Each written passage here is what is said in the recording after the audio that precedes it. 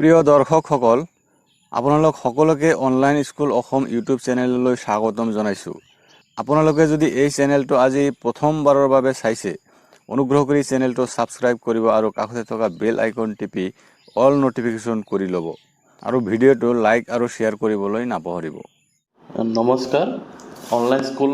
আছামলৈ স্বাগতম জনালোঁ। এইটো ছেকশ্যনত আমি জুনিয়ৰ এডমিনিষ্ট্ৰেটিভ এছিষ্টেণ্ট আছাম ছেক্ৰেটেৰিয়েটৰ যিটো কুৱেশ্যন পেপাৰ আহিছিল 2021 সেইটো আমি মেথছ ছেকশ্যনটো ছল্ভ কৰিম। চ' ইয়াত মানে আপোনালোকৰ 50 প্ৰশ্ন আছিল। চ' আমি এইটো ছেকশ্যনত সেইবিলাক প্ৰশ্ন ছল্ভ কৰি যাওঁ। মেথছ প্ৰশ্নকেইটা চালোঁ ক্লাছ 10 লেভেলৰ। ঠিক আছে, ক্লাছ 10 লেভেলৰ ক্লাছ 10ৰ যিমান আছে linear equation, quadratic equation, HCF, LCM সেইবিলাক, তাৰপিছত আপোনালোকৰ AP, probability, mensuration, geometry সেইবিলাকৰ পৰা সব প্ৰশ্ন আহিছে। মানে 101 আৰু 102 প্ৰশ্নটো কি হ'ব, HCF আৰু LCM ৰ ওপৰত আহিছে। চ' ফাৰ্ষ্ট প্ৰশ্নটো কি হৈছে, আপোনালোকৰ দিয়া আছে কি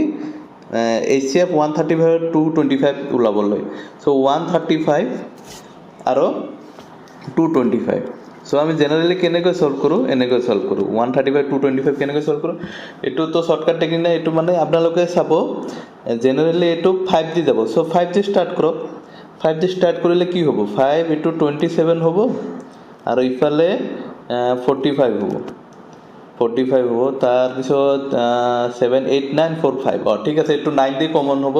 আপুনি 9 3 × 27, 9 5 × 45 আৰু তো নাযায়। তেনেহ'লে সিহঁতে কি কৈছে, HCF ওলাব কৈছে। HCF ওলাবৰ কাৰণে অকল এই দুটা লাগে। HCF ওলাবৰ কাৰণে অকল এই দুটা লাগে আৰু LCM ওলাবৰ কাৰণে গোটেইখিনি লাগে। ঠিক আছে, চ' HCF কিমান, এই দুটা হ'লে কি হ'ব, 5 9 5 9 জাৰ কিমান, 5 × 9 কৰিব লাগিব। 5 × 9 5 × 9 কৰিলে কি হ'ব, 45 হ'ব। চ' A is the right answer. A is the right answer. এতিয়া নেক্সট চাওক, LCM ওলাব দিছে 102ৰ। LCM কিহৰ ওলাব দিছে, 6 72 আৰু 120। ইয়াত শ্বৰ্টকাট এটা টেকনিক আছে। HCF চাওক, এই বস্তুটো কিহৰ ওলাব দিছে আপোনালোকক,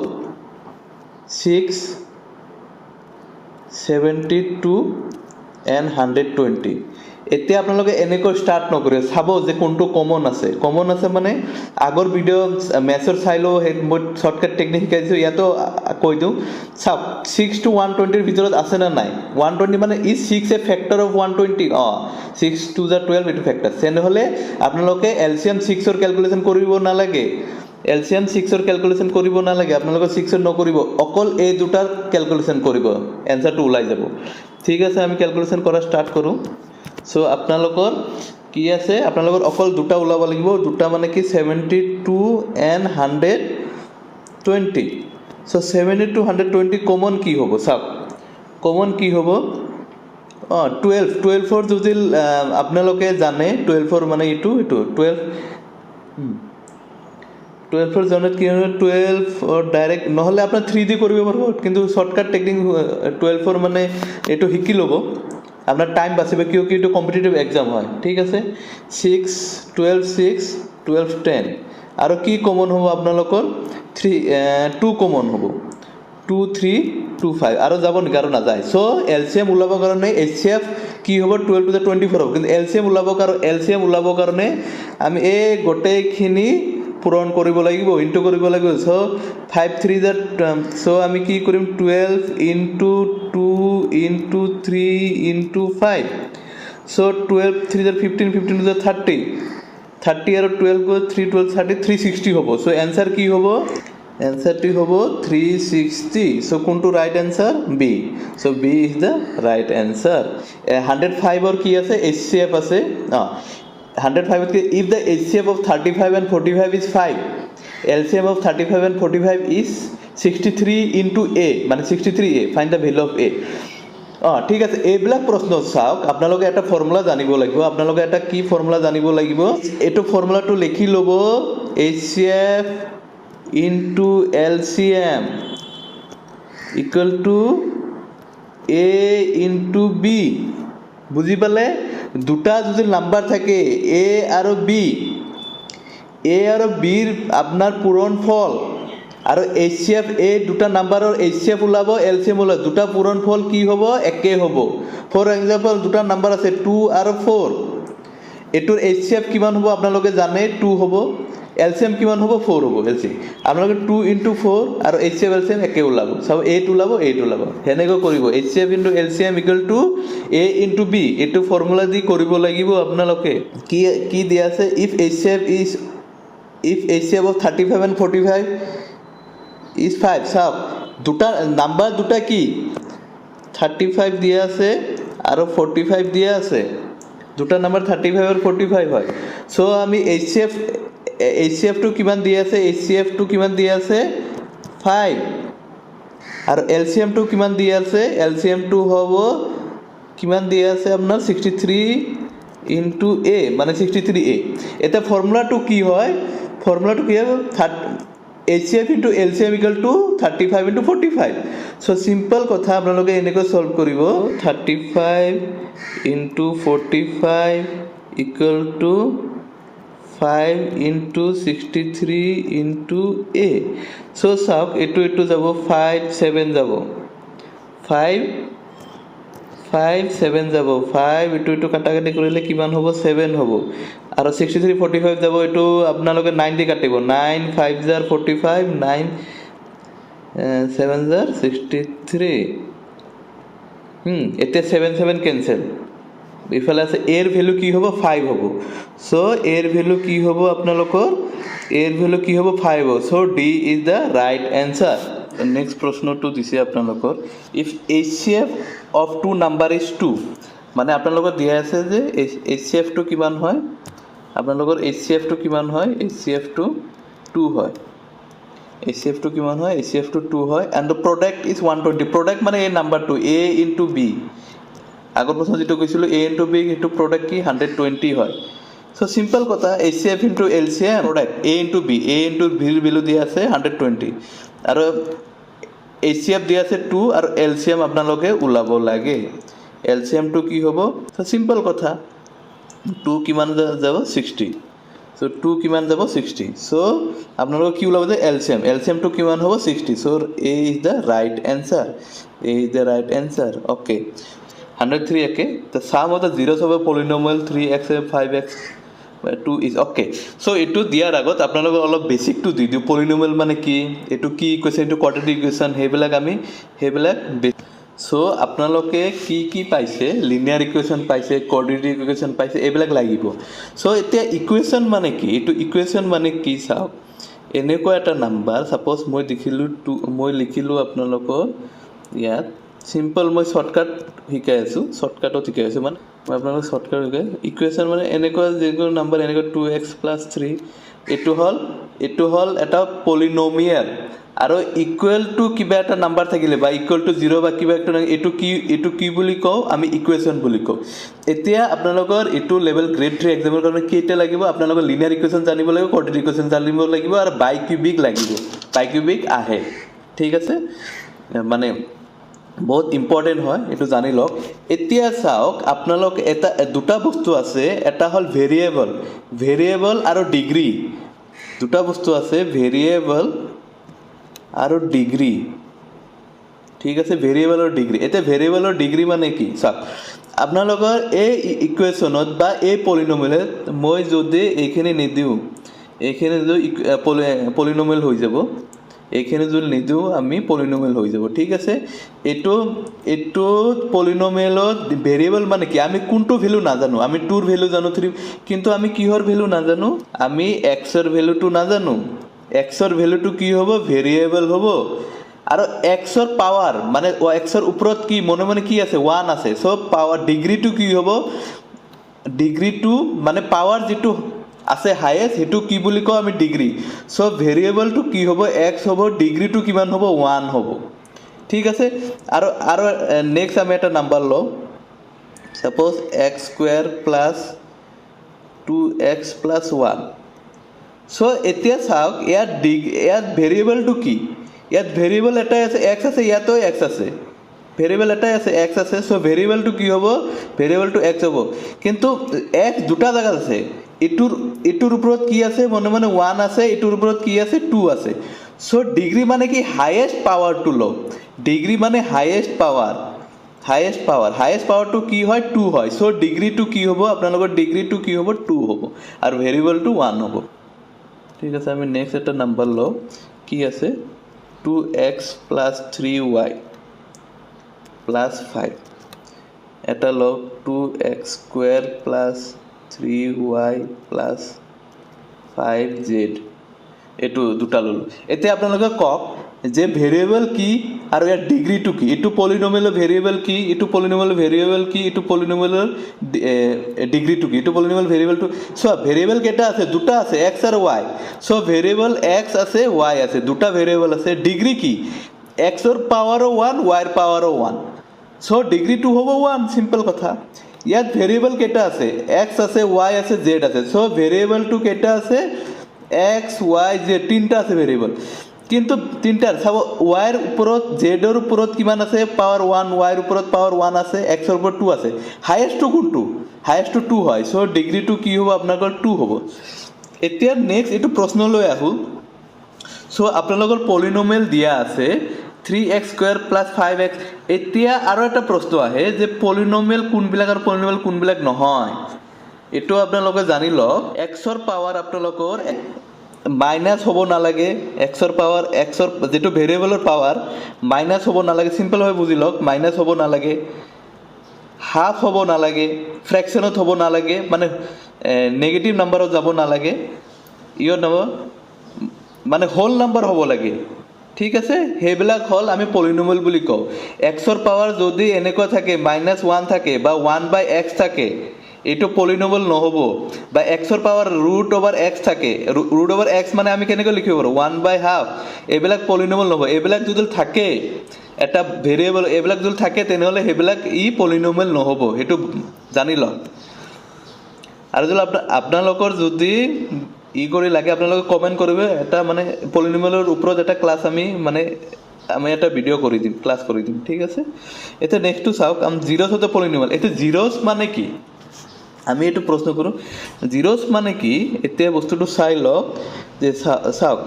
সাপোজ আপোনালোকৰ এটা পলিনমিয়েল দিয়া আছে x² + 2x + 1 সো এইটো আপোনালোকে 0 ওলাব লাগে 0 মানে কি কৈছিলো আপোনালোকক যে x এর ভ্যালুত কি পুট কৰিলে গোটেইখিনি ইকুৱেচনটো 0 হৈ যায় সো x এৰ ভ্যালু সাপোজ আপোনালোকে 1 পুট কৰিলে নহব 1² প্লাস এটো নহব -1 পুট কৰি চাওক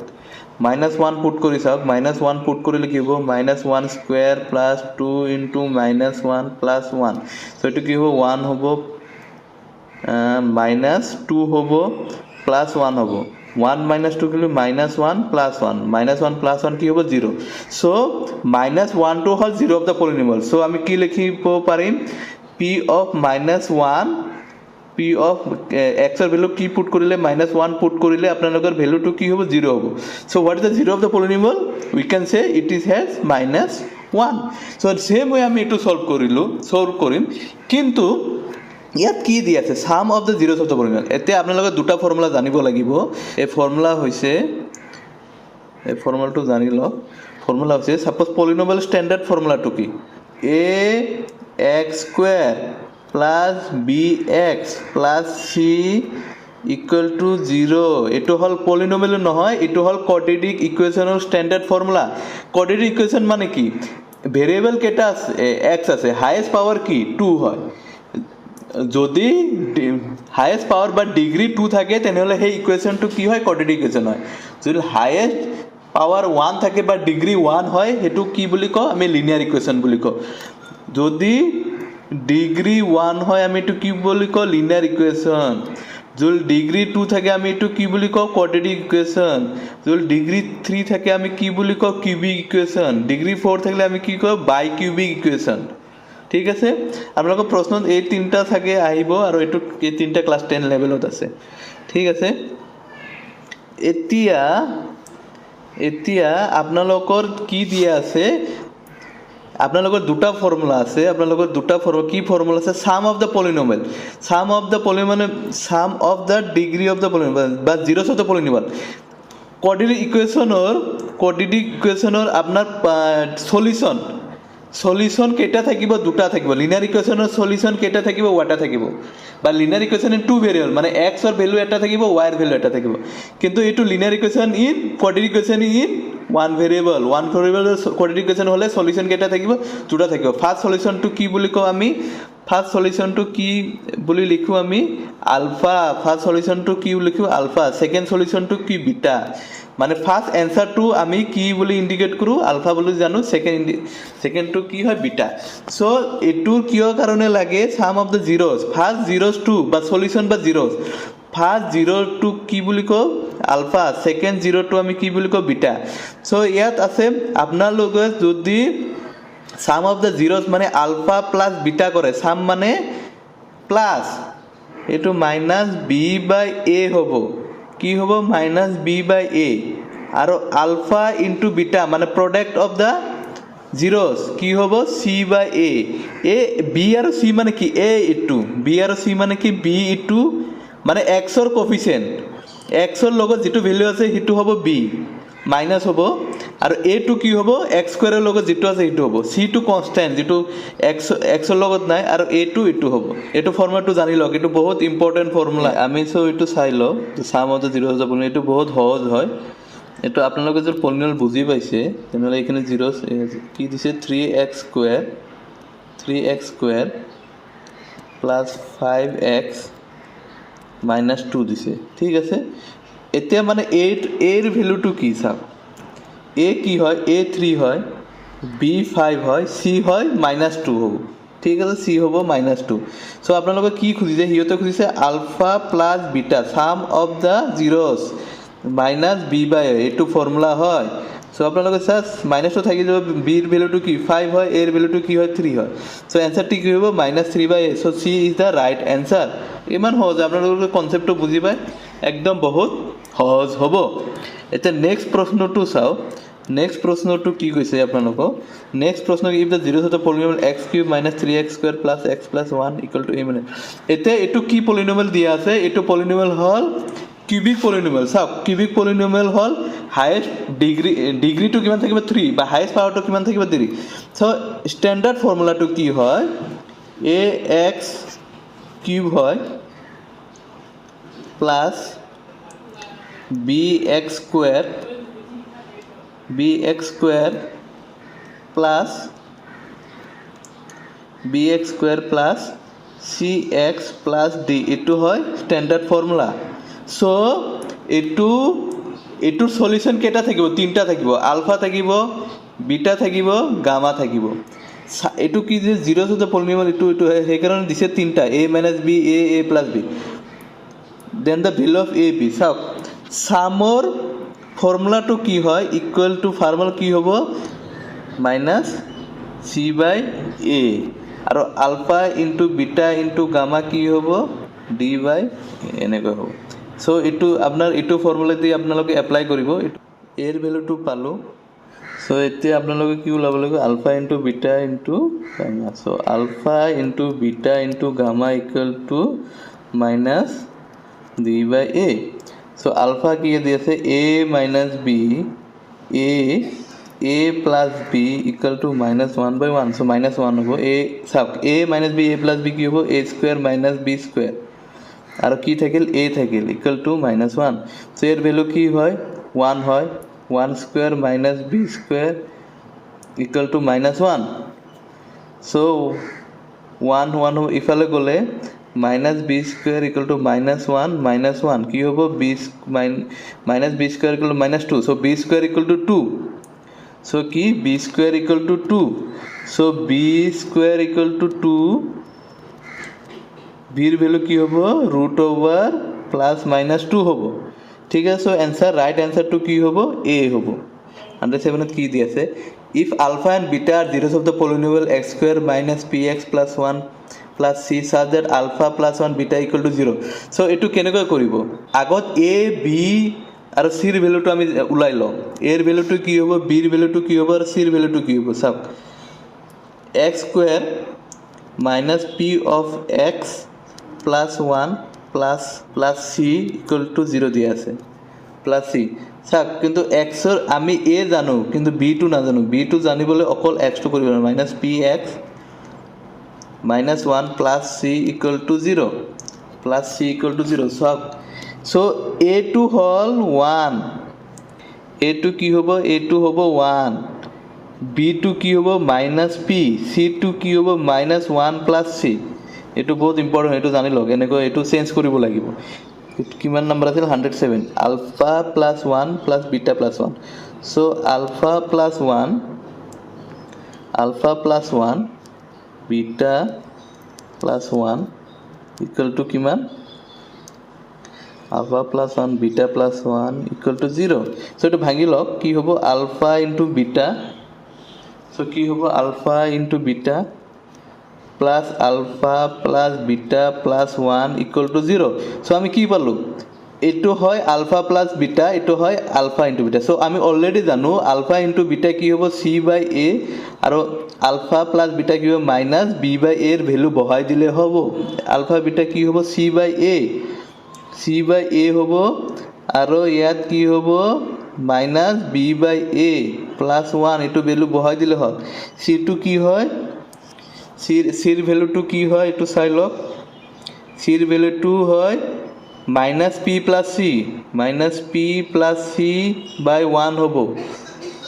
প্লাছ মাইনাছ বিৰ ভেলুটো কি হয় মাইনাছ অফ মাইনাছ পি তেনেহ'লে কি হ'ব মাইনাছ অফ মাইনাছ পি হ'ব পি বাই 1